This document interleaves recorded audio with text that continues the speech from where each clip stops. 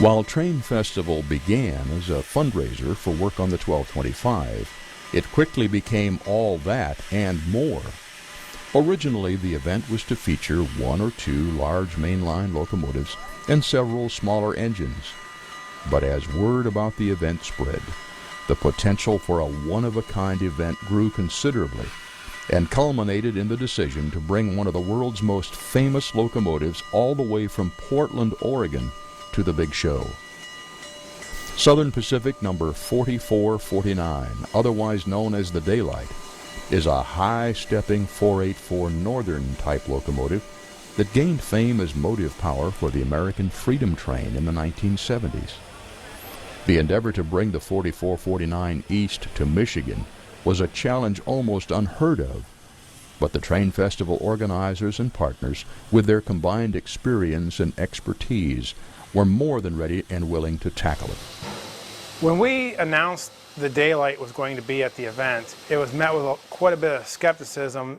Most people thought there was no way that we would be able to bring the Daylight all the way from Portland, Oregon to Wausau, Michigan and return it.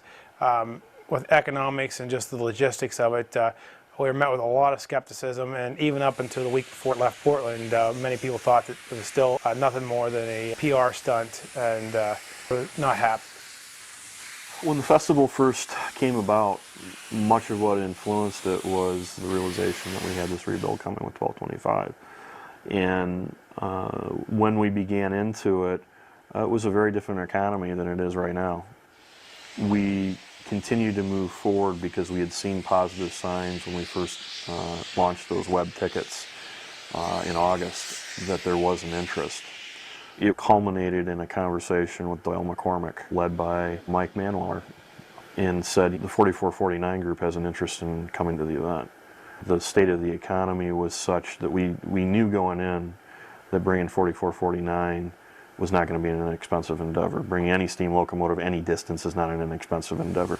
But all of us agreed, and particularly by the time that we had taken that back and talked with Jason about it, that of all the locomotives out there, if there was anything that was going to directly affect the event, it was going to be 4449. The Daylight trip was quite a challenge. We had to bring out the people within the industry that had the wherewithal to make it actually happen.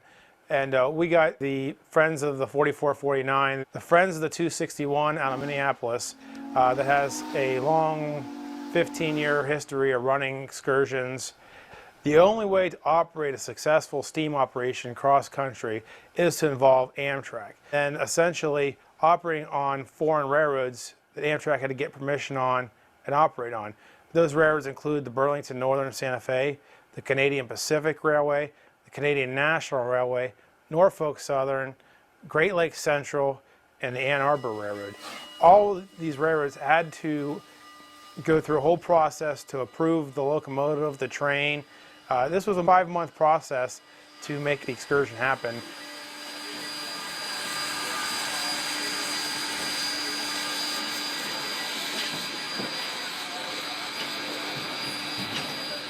To bring the Daylight all the way from Portland to Michigan is not without its problems.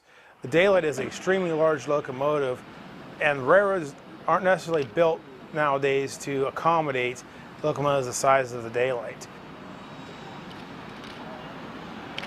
We actually did run into a problem in Chicago at the 11th hour. We were actually in Minneapolis 2 days before the train was ready to go through Chicago to come to Michigan. Somebody found a bridge that would have been an issue and was actually 2 inches too narrow to fit the Daylight through.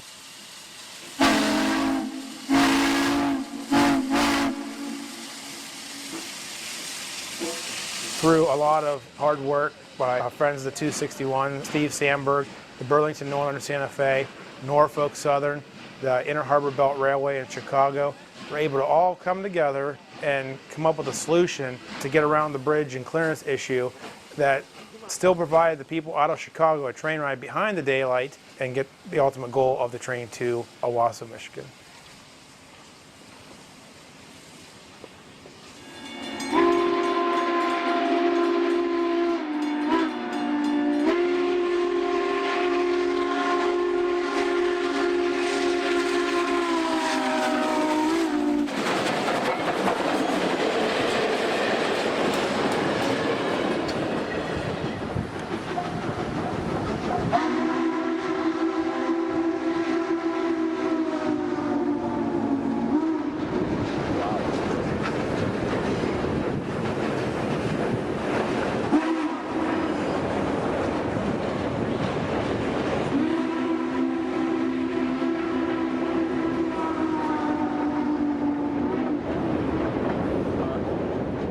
With the ready aid of the Friends of the 4449 and Milwaukee Road number 261, daylight would reach Michigan. To